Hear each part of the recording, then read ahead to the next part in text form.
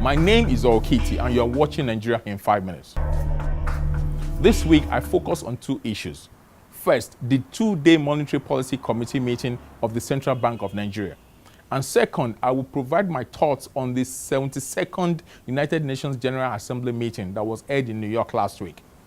At the conclusion of the MPC meeting in July, the governor of the central bank said, and I quote, "The MPC thinks that easing at this point will signal the committee's sensitivity to growth and employment concerns by encouraging the flow of credit to the real economy." But he added, "But that will upstage the modest stability achieved in the foreign exchange markets and further pull interest rate down into the negative territory." End of quote. The committee will hold or his recent monetary policy stance depending on whether majority of its members think strengthening the economy's fragile growth of 0.6% recorded in the second quarter of 2017 after 5 consecutive quarters of contraction is more critical than maintaining relative stability in the foreign exchange market.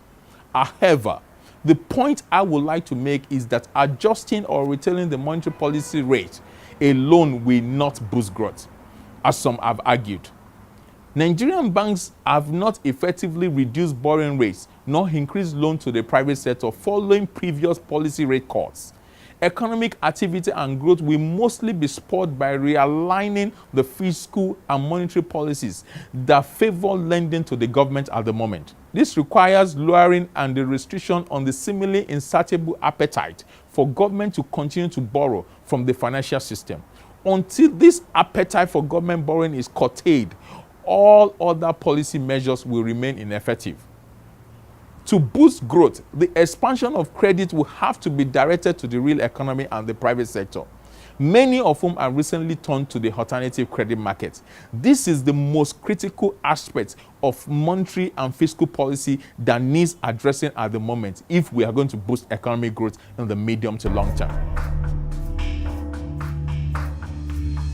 Moving on to this year's United Nations General Assembly meeting, where President Muhammadu Buhari joined other global leaders at the assembly. Following the president's speech and his attendance, two issues have emerged. First, there were criticism in some sessions as some considered the mention of the Rohingya crisis in Myanmar by the president an effrontery, considering the full plate of crises at home, including Boko Haram, religious and ethnic divisions. Also, while at the summit, the President of the United States met with President Buhari and some other African heads of states, including that of Cote d'Ivoire, Ethiopia, Ghana, Guinea, Namibia, and Senegal. The meeting is symptomatic of many conferences that lump African economies together, rather than treat each as a nation with peculiar issues and needs. What these two situations underline is that the world does not take a country that is poor nor strategic seriously in the international global environment.